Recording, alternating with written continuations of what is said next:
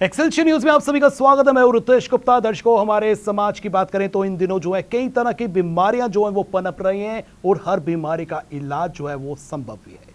बात अगर डेंगू की करें, मलेरिया की करें, इसकी रोकथाम के लिए हमारा प्रशासन जो है वो कदम उठा रहा है। लगातार हम देख रहे हैं कि जगह जगह फॉगिंग की जा रही है, लेकिन इसके बावजूद जो है हमें डेंगू के, मलेरिया के केसेस जो है वो देखने को मिल रहे हैं। किस तरह से जो है बचाव किया जा सकता है, किस तरह से जो है मच्छरों को रोका जा सकता है कि वो यहां पर ना पनपे, इन तमाम पहलुओं पर आज हम विशेष प्रकार से चर्चा करेंगे। आपको बता दें कि हमारे स्टूडियो में हमारे खास मेहमान हैं डॉक्टर अनुज कपूर, जो लेक्चरर हैं कम्युनिटी मेडिसिन जीएमसी में। आइए आपकी मुलाकात करवाते हैं डॉक्टर अनुज कपूर से। अनुज सर, आपका बहुत बहुत स्वागत है। नमस्कार रितेश जी, और नमस्कार मेरे सारे व्यूअर्स को। सबसे पहले तो मैं आपको अप्रिशिएट करता हूं कि आपने बहुत इम्पोर्टेंट विषय के बारे में हम बात कर रहे हैं, जो कि डेंगू है जी। डेंगू आजकल के इस मौसम में, इसको हम पोस्ट मॉनसून के मौसम में डेंगू बहुत फैल रहा है। ये जो डेंगू है ये एक प्रकार का फ्लेवी वायरस है, ये एक वायरल डिजीज़ है जो कि मच्छर के काटने से होती है। बिल्कुल।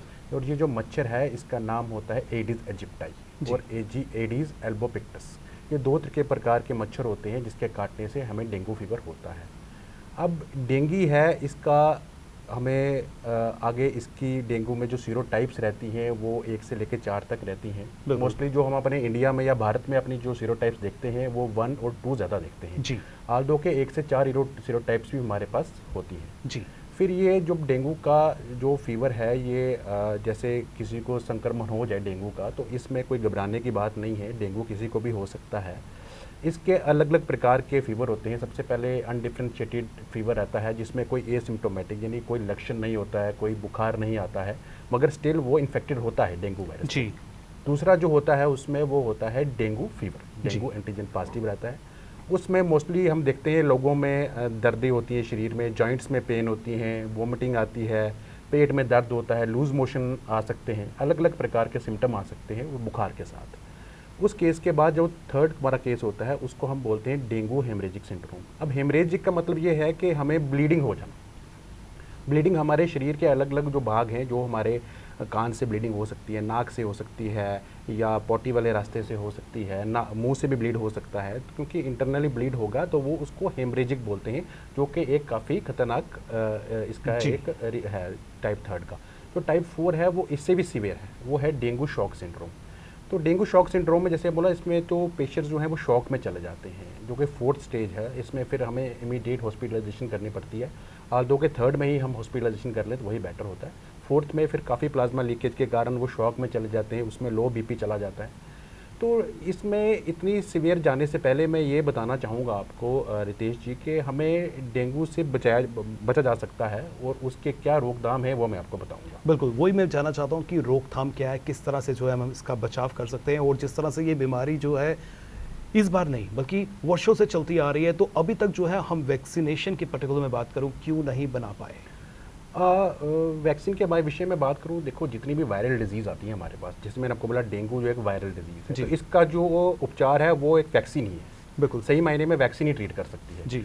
वैक्सीन के विषय में बात करूँगा तो वर्ल्ड में 11 कंट्रीज़ में वैक्सीन अप्रूव हो गई है, उसमें इंडिया भी जल्दी अप्रूव हो जाएगी। अभी इंडिया उस कंट्रीज़ में नहीं है, बट स्टिल मैं ये कहूँगा कि बहुत जल्दी फेज़ में हमारे पास वैक्सीन आ जाएगी जिसका नाम डेंगी वैक्सिया है।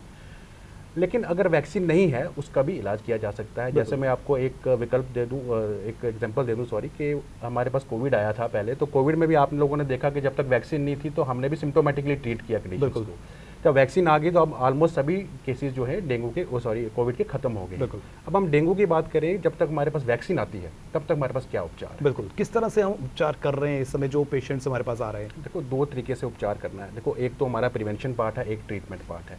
प्रिवेंशन तो इसमें ज़्यादा मैटर करेगी मुझे लगता है, क्योंकि देखो हमारे सबसे मेन जो बचाव है वो है हमारी साफ़ सफाई। सबसे पहली बात, बिल्कुल हमारे घर में तो साफ़ सफाई होती है, हम घर में बड़ा साफ़ सफाई रखते हैं, मगर हमने आस पड़ोस में भी साफ़ सफाई रखनी है। बिल्कुल। अब घर में सफाई क्या कैसे रखनी है? जैसे आर्टिफिशियल कलेक्शन ऑफ वाटर जो है, जो एक पानी का सोर्स है, वो हमने आर्टिफिशियल कहीं गड्ढा नहीं होने देना है। कहीं जो हमारी पानी की टंकी है उसमें गड्ढा नहीं होने देना है। जो हमारे ये फ्लावर पॉट्स है, पानी उसमें मोस्टली गड्ढा रहता है, या कोई प्लास्टिक की बोतल है, कोई टायर कटा हुआ रहता है, उसमें आर्टिफिशियल कलेक्शन ऑफ वाटर जो है कहीं हमारे छत पे होगी, हमने कभी नज़र नहीं मारी, ओवरहेड टैंक्स आगे जैसे मैंने बताया, हमारे गार्डन एरियाज़ में वाटर का कलेक्शन है, वहाँ पे ना ये जो मॉस्किटो है, एडिस मॉस्किटो, बिल्कुल, ये क्या करता है अपने ब्रीडिंग में लार्वेज वहाँ पे होते हैं उसके, फिर वहाँ से मॉस्किटो पैदा हो जाते हैं तो वो इन्फेक्टेड कर देते हैं। पहले तो सभी जगह क्लीन करना है उसको, ठीक है, अपनी जो साफ़ सफाई रखनी है, ठीक है। तो अगर कहीं कोई इन्फेक्टेड हो जाता है, सपोज अगर नहीं हो पाया, कोई इन्फेक्टेड हो गया, तो कोई पैनिक नहीं होना है, घबराना नहीं है, मगर क्या है इसमें शुरुआती जांच ज़रूर करानी है कि हमें कहीं फीवर आ रहा है, अभी इस मौसम में फीवर आ रहा है कि डेंगू का तो नहीं है। हमारे जीएमसी हॉस्पिटल में अच्छे से जांच होती है, हमारे जो प्रिंसिपल सर ने उन्होंने विशेष कमेटी का गठन किया है इसके लिए।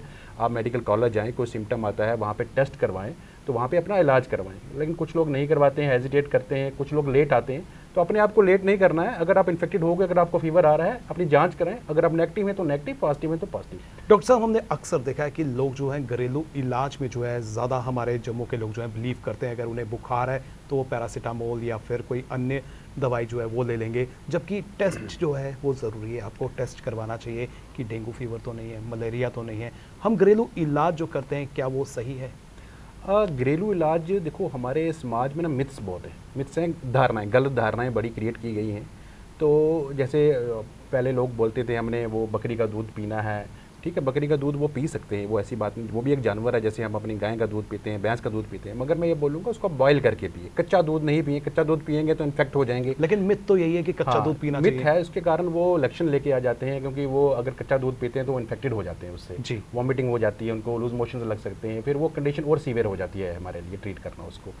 इसलिए क्या है, किसी को अगर बुखार आता है तो आप उसके लिए सिर्फ पैरासीटामोल की टेबलेट ले सकते हैं और कोई ड्रग नहीं लेनी है, क्योंकि कुछ लोग सेल्फ मेडिकेशन करके आ जाते हैं जिसमें एस्प्रिन जैसे डिस्प्रिन वाली मेडिसिन बिल्कुल नहीं लेनी है, क्योंकि ये एंटी प्लेटलेट ड्रग होती है, ठीक है, एंटी प्लेटलेट होती है, तो हमें प्लेटलेट्स आगे ही रिड्यूस हो रहे हैं, ठीक है। आप इसमें सिर्फ पैरासीटामोल का सेवन कर सकते हैं, अपना हाइड्रेशन अच्छा रखें, फ्लूइड मैनेजमेंट अच्छा रखें, पानी अच्छे से पिए, कोकोनट पानी पिए, जूसेस पिए, फ्लूइड्स पिए अपने से, तो वो इसका एक अच्छा रोकथाम करता है। जहाँ तक टेस्ट की बात रही, टेस्ट में हम क्या करते हैं कि इसको जांच करने के लिए हम ब्लड टेस्ट करवाते हैं, ठीक है। ब्लड टेस्ट में हम सबसे पहले कंप्लीट ब्लड काउंट करते हैं। कंप्लीट ब्लड काउंट में कुछ ब्लड के पैरामीटर्स होते हैं, उसमें हमारे पास एक TLC काउंट होता है, वो रिड्यूस हो जाता है, फिर उसके बाद प्लेटलेट काउंट्स जो मोस्ट इंपॉर्टेंट होते हैं वो नीचे हो जाते हैं। तो ये एक लक्षण दिखता है हमें टेस्टों में कि ये चीज़ें अगर देख रहे हैं कि तो ये डेंगू के लक्षण हो सकते हैं। और इसके अलावा जो स्पेसिफिक डेंगू का टेस्ट है वो हम डेंगू सीरोलॉजी करवाते हैं, ठीक है। वो पहले अगर 5 दिनों में पेशेंट आता है हमारे पास तो फर्स्ट 5 डेज NS1 एंटीजन जो होता है वो पॉजिटिव होता है। अगर मोर देन 5 डेज फीवर होता है तो IgM एलाइजा एंटीबॉडीज पॉजिटिव हो जाती है उसमें। तो ये हमें डायग्नोसिस बताता है कि डेड पेशेंट जो है ये suffering from the dengue infection, फिर उसको हम ट्रीट करते हैं। इलाज संभव है इसका, लेकिन लोग जो है घबरा जाते हैं क्योंकि डेथ जो है वो भी हमें देखने को मिल रही है। तो ऐसी सिचुएशन में जो है पैनिक भी नहीं होना है, इलाज करवाना है, हॉस्पिटल की तरफ रुख करना है और घरेलू इलाज से जो है थोड़ा सा परहेज़ करना है। लोगों से आप क्या कहना चाहते हैं कि अगर इमीडिएट उनको फीवर हो जाता है, रेगुलर चल रहा है, 5 से 6 दिन हो जाता है, डेंगू होने का खतरा है, तो क्या करना चाहिए उन्हें इमीडिएट? देखो, अगर इमीडिएट फीवर हो जाता है, ठीक है, कुछ नहीं करना है, घबराना नहीं है, अपना वाटर इंटेक अच्छे से रखना। मैं आज फिर से बोल रहा हूँ, रिपीट, अपना पानी का स्तर जो है वो शरीर में अच्छे से बनाएं, वो डिहाइड्रेट हो सकते हो आप, तो अच्छे से कराएं और जांच कराएं। अब मेडिकल कॉलेज आ जाएं, वहाँ पे टेस्ट करवाएं। अगर आप संक्रमित होते हैं डेंगू से तो कोई इशू नहीं है, अपना CBC कोड करवाएंगे। इसमें आप आराम से घर पे रह सकते हो अनटिल के आपको कुछ ब्लीडिंग वाली प्रॉब्लम ना हो। फीवर की पैरासीटामोल ड्रग आप खा सकते हो। अगर बहुत सीवियर आ जाता है, कहीं से किसी प्रकार से कोई ब्लीड हो जाता है आपको, तो आप आए मेडिकल कॉलेज में, वहाँ प्लेटलेट्स भी हम चढ़ा देते हैं। तो इसमें कोई घबराने वाली बात नहीं है, डेंगू से बिल्कुल बचा जा सकता है। अभी हमारे पास जो है मोर देन 50 केसेस रजिस्टर्ड हो गए हैं मेडिकल कॉलेज में। तो लास्ट ईयर तो बहुत सारे केसेस थे डेंगू के, अभी ये स्तर बढ़ता आ रहा है। तो मैं यही बोलूँगा कि अपने साफ़ सफाई का ध्यान रखें थोड़ा सा, इसी में हमारा रोकथाम ज़्यादा है। डॉक्टर साहब, खाने पीने की मैं बात करना चाहूँगा। जिस तरह से कीवी का कहा जाता है कि सेवन करना चाहिए, जिस तरह से अभी हमने डिस्कस किया बकरी के दूध का, और क्या क्या चीज़ें जो है हम इनटेक कर सकते हैं? देखो, खाने में तो कोई इसमें मनाही नहीं है, आप खाने में कोई भी जूसेस पी सकते हैं। कीवी एक प्रूवन फ्रूट है जो प्लेटलेट काउंट्स इन्हांस करता है, ऑब्वियसली कीवी भी खा सकते हैं और भी फ्रूट्स खा सकते हैं। फल फ्रूट खाने में कोई दिक्कत नहीं है, अपनी हाइड्रेशन अच्छी रखें, पानी अच्छा पिए, कोकोनट पानी पी सकते हैं आप, तो अच्छे से उसका फ्रूट्स वेजिटेबल्स अच्छा स्वस्थ खाना, साफ़ सुथरा खाना खा सकते हैं। खाने में कोई इसमें इशू नहीं है, खाना जो मर्जी खाएं आप। डॉक्टर साहब, डेंगू के साथ साथ मलेरिया जो है वो भी उभर रहा है, मलेरिया के केसेस भी आ रहे हैं, किस तरह से उसके साथ डील किया जाता है, किस तरह से जो है मलेरिया से बचाव किया जा सकता है? ये एक ही मैं बोलूँ अम्ब्रेला के अंडर डिजीजेज, एक ही छाते के नीचे, इसको हम बोलते हैं वेक्टर बॉर्न डिजीजेस, क्योंकि इसके लिए government of India national health and family welfare ने एक प्रोग्राम भी किया है, उसको हम बोलते हैं national vector borne disease control programme. उसमें हमारे पास 6 डिजीज़ आती हैं, उसमें एक डेंगू आता है, मलेरिया आता है, फाइलेरियासिस आता है, जैपनीज इनकेफ्लाइटिस आता है, चिकनगुनिया आता है। आल दो के हमारे स्टेट में मोस्टली डेंगू और मलेरिया ही है, बाकी सारे केसेस मोस्टली हम अदर स्टेट्स में देखते हैं अपने जी। लेकिन सोर्स एक ही है। सोर्स क्या है? मॉस्किटो। मॉस्किटो, वहाँ एनोफिलीज मॉस्किटो मलेरिया करती है, यहाँ एडिस करता है, मगर करता मॉस्किटो ही है। अलग अलग प्रकार के मॉस्किटो होते हैं, क्यूलेक्स होता है। तो मतलब हमारा मेन है कि हमने मच्छर से ही बचना है। इनकी जो मैनेजमेंट है, प्रिवेंशन है, मैं आपको बताता हूँ। बताइए, मैं जानना चाहता हूँ दर्शकों के लिए किस तरह से जो है प्रिवेंशन की जा सकती है। प्रिवेंशन क्या है, जो मैंने आपको बोला कि जो हमारा प्रोग्राम बताता है हमें, जो गवर्नमेंट ऑफ इंडिया का है, गवर्नमेंट ऑफ इंडिया का program national family health welfare का national vector borne disease control program है। उसमें हम क्या करते हैं कि सबसे पहले हम ना early case management and cases करते हैं। सबसे पहले अर्ली केस डायग्नोज करेंगे, फिर उसको मैनेज करेंगे उन केसेस को। उसके पास गवर्नमेंट क्या करती है, हमारे पास अलग मेजर्स होते हैं मॉस्किटो कंट्रोल करने के, ठीक है। उसके हमारे पास एनवायरमेंटल कंट्रोल मेजर्स होते हैं, जिनमें हमारे पास एंटी एडल्ट मेजर्स होते हैं, एंटी लार्वल मेजर्स होते हैं। लार्वल मेजर्स ये हो गए कि कहीं भी अगर लार्वे अगर लग रहे हैं मॉस्किटोज के, उनको किल करने के मेजर्स हैं हमारे पास। बिल्कुल, सोर्स रिडक्शन बोलते हैं उनको हम। उसमें हम जो एंटी अडल्ट मेजर्स है, उसमें स्प्रेइंग होता है, फॉगिंग होती है, जो गवर्नमेंट ऑफ इंडिया डीडीटी के थ्रू बिल्कुल किए जा रहे हैं जी, सैफोल्थ्रिन के थ्रू। तो अलग अलग प्रकार की मॉस्किटो की जाती है। बाकी कुछ जेनेटिक कंट्रोल भी अभी गवर्नमेंट ऑफ इंडिया के थ्रू जो किया जाता है इस प्रोग्राम के अंदर। तो ये जब हम मैनेजमेंट पे आ जाती है बात, हमारे पास पर्सनल प्रोटेक्टिव इक्विपमेंट्स भी हो सकते हैं, जो लाइक हमारे पास मॉस्किटो ट्रीटेड बेड नेट्स हैं, जो इंसेक्टिसाइड ट्रीटेड बेड नेट्स हैं, वो भी हम यूज़ करते हैं। Long lasting treated bed net से हम अपनी बिल्डिंग को स्प्रेइंग करते हैं, फॉगिंग करते हैं जी। तो ये सारे मेजर्स हैं जो कंट्रोल करते हैं मॉस्किटो को। तो गवर्नमेंट ऑफ इंडिया ने ये काफ़ी हद तक कंट्रोल किया है इसे, इन सारे केसेस को। जैसे कि मानसून अभी आने वाला, प्री मानसून चल रहा है, तो क्या अभी डेंगू का, मलेरिया का खतरा जो है बरकरार है और आने वाले दिनों में क्या और अधिक बढ़ सकता है? जी बिल्कुल, जैसे मैंने बोला कि डेंगू जो है पोस्ट मानसून ज़्यादा देखने को मिलता है, क्योंकि ऑप्टिमम जो टेम्परेचर है ये 16 से 30 डिग्री के बीच ज़्यादा आता है और ह्यूमिडिटी ऑलमोस्ट 60 to 80% तक में आता है। आगे आने वाले सीज़न में मैं ये बोलूँगा कि डेंगू के केसेस हमें और देखने को मिल सकते हैं। मैं यही बार बार बोलूँगा कि जितनी सफाई हम रखें, जितनी स्वच्छता हम रखें, या स्वच्छ भारत अभियान जो मोदी जी ने चलाया था वही एक सच्चाई है। हम जितनी स्वच्छता अपने आगे पीछे रखेंगे, साफ़ सुथरा जो अपना घर तो रखते ही, आस पड़ोस भी साफ़ सुथरा होना चाहिए। जो आर्टिफिशियल कलेक्शन ऑफ वाटर है, जो हमारे पॉन्ड्स हैं, डिचेज़ हैं, कहीं से पाइप लीक हो रही है, पानी कलेक्शन हो रही है कहीं से, वहाँ से पहले सोर्स को निकालना ज़रूरी है। रादर देन कि हम ट्रीटमेंट और मैनेजमेंट में जाएं, तो पहले हम सोर्स को वो करेंगे, हम 50% लड़ाई जीत जाएंगे। उसके बाद अगर कुछ होता है तो वो हमारा प्रिवेंशन है, फिर उसके बाद ट्रीटमेंट है। मैं यही एक बार अपने उपभोक्ताओं को बोलूँगा कि डरने की ज़रूरत नहीं है, घबराने की ज़रूरत नहीं है। डेंगू बिल्कुल इलाज वाली है। आप लोगों को थोड़ी स्वच्छता बनाए रखनी है, सफाई बनाए रखनी है अपनी आगे पीछे, पानी को गड्ढा नहीं होने देना, सोर्स को रिमूव करना है, घबराए नहीं। कोई अगर डेंगू से इन्फेक्टेड होता है, आप मेडिकल कॉलेज आ जाएं, पूर्ण रूप से जांच करवाएं, अपने ब्लड टेस्ट करवाएं, ये बिल्कुल इलाज हो जाएगा। बिल्कुल। और जीएमसी जम्मू की बात करें तो वहाँ पर इलाज किया भी जा रहा है, जो पेशेंट्स आ रहे हैं और वो स्वस्थ होकर जो है अपने घर जा रहे हैं। अब जिम्मेदारी जो है आम नागरिक की बनती है, क्योंकि आम नागरिक जो है, जिस तरह से डॉक्टर साहब ने भी इशारा किया, हम अपने घर की साफ सफाई करते हैं। ये मोहल्ला भी हमारा है, ये राज्य भी हमारा है, प्रदेश भी हमारा है, तो हमें सबको जो है इनिशिएट लेना होगा। और जिस तरह से मॉस्किटोस की पर्टिकुलर बात करें, मॉस्किटोस को हमें बिल्कुल ख़त्म करना है, बिल्कुल उनको जन्म नहीं लेने देना है। और जिस तरह से आजकल हम पानी पिलाते हैं, आप बर्ड्स को पिलाते हैं, पशु पक्षियों को पिलाते हैं, उसको भी आप रेगुलर वॉश कीजिए। कहीं पर भी जो है वाटर स्टोरेज नहीं होनी चाहिए। अगर वाटर स्टोरेज होगी तो वहाँ पर जो है बिल्कुल हम कह सकते हैं कि मॉस्किटो जन्म दे सकता है।